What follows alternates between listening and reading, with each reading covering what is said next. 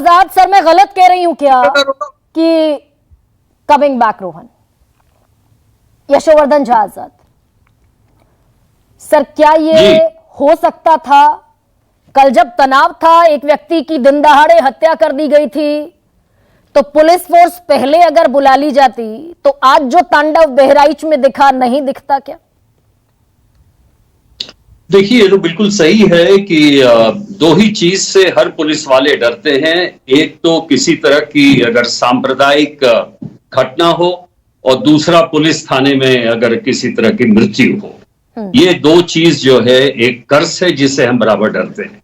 और जैसे ही ऐसी घटना होती है, तत्काल जो भी प्रभावी कार्रवाई हो सकती है वो की जाती है। देखिए, इस घटना के दो पहलू हैं। एक तो अवश्य है कि सरकार क्या कर सकती थी और नहीं किया, और दूसरा ये घटना किस प्रकार घटित हुई है।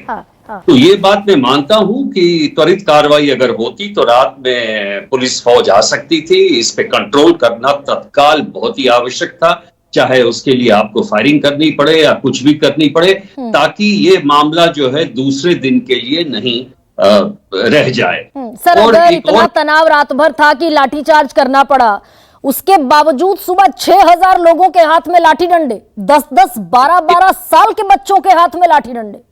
देखिए, उसमें एक सबसे बड़ी जो गलती हुई है, हमारे साथ हमारे सारे कोलीग्स यहाँ पे हैं, जैसे आपने लाठीचार्ज किया और आपने देखा कि सिचुएशन इतना तनावपूर्ण है, सबसे पहली बात जो दिमाग में आनी चाहिए थी वो कि इस लाश को ये जब भी वहां पे इसके लिए जाएगी, उसके बाद ये बिल्कुल ही एक्सपेक्टेड था कि ऐसा होगा। होने दिया गया सर क्या? मैं बड़ा सीधा सवाल, और हो सकता है इसके लिए लोग मुझे मेरी आलोचना भी करें, मैं सीधा सवाल पूछ रही हूं, ये इंटेंशनली होने दिया गया? 6000 लोग इकट्ठे हो गए पोस्टमार्टम के बाद जैसे ही शव गांव में आया। नहीं, इंटेंशनली तो मैं नहीं कहूंगा, लेकिन ये जरूर कहूंगा कि जो कार्रवाई करनी चाहिए थी, जो अपेक्षित कार्रवाई थी, वो इनसे नहीं हुई। भूल के कारण, लेट लतीफी के कारण, या किसी डर के कारण, इसको मैं जरूर कह सकता हूं।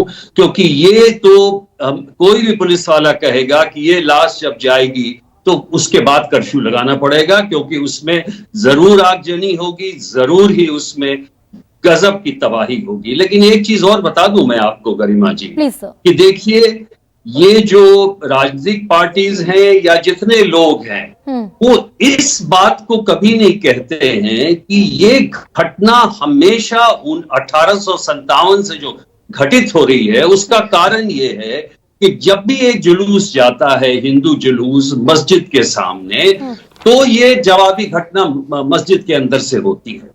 तो या तो निर्णय ले लिया जाए, हम लोगों ने भी सुलह के साथ ही इसको ये ठीक किया कि भाई जब मस्जिद की तरफ से आप जाओगे तो ज्यादा हल्ला नहीं करोगे, ज्यादा म्यूजिक नहीं बजाओगे। फिर मौलवियों को बुलाया और हिंदुओं को ही बुलाया, ठीक ठाक किया। लेकिन आज ये निर्णय लेना पड़ेगा, क्योंकि हिंदू लोग ज्यादा उत्साही हुए हैं। अब सही कहिए बुरा कहिए, सही भी है कि अगर वो जाएंगे तो गाजे बाजे तो बजाएंगे।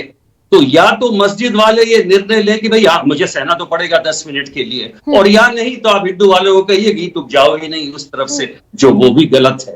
तो इस पे सारे पार्टीज को बैठ के एक निर्णय करना आवश्यक है। लेकिन सर, क्या मैं हालांकि उस वीडियो पर नहीं आऊंगी, क्योंकि मुझे ये थोड़ा गैर जिम्मेदाराना लगता है, क्योंकि अभी इन्वेस्टिगेशन पूरी नहीं हुई, कहां से पथराव हुआ, कहां से गोलियां चली, क्योंकि वीडियो वो भी तैर रहा है ना सोशल मीडिया पर कि भाई एक व्यक्ति जिसकी मृत्यु हुई वो किसी के घर में, दूसरे समुदाय के घर पर चढ़ गया, उसने वहां लगा हुआ झंडा उतारा, खींचा, रेलिंग टूट गई, दूसरा झंडा फहरा दिया और नीचे से धार्मिक नारे लगे। इस कहानी को मैं बिल्कुल परे कर देती हूं। सर, ये जो बयान है, आपने कहा कि भाई बैठकर सब निर्णय ले ले, सब सुलह मशवरे से तय कर ले, यही पॉलिटिक्स नहीं चाहती क्या?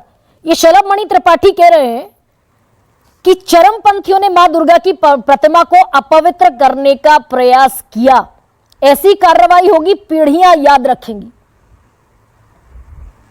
इस तरह की शब्दावली, इस तरह की लैंग्वेज संविधान की शपथ लेने वाले लिख रहे हैं। ये आप मुझसे पूछ रही हैं? एब्सोल्युटली सर, आप ही से सवाल। ये गजब ही हो गया।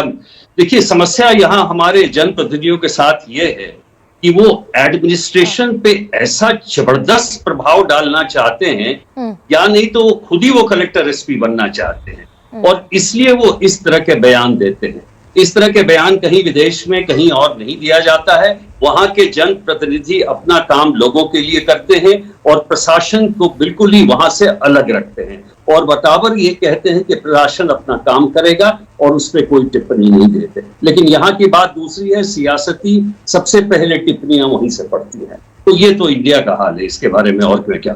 तो खुद ही कलेक्टर बन गए और खुद ही बन गए डीएम भी, खुद ही बन गए एसपी भी।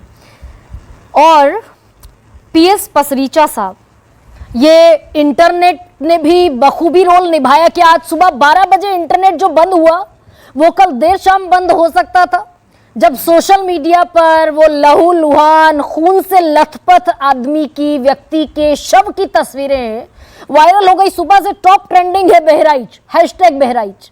ये हो सकता था सर प्रिवेंटिव मेजर के तौर पर? देखिए,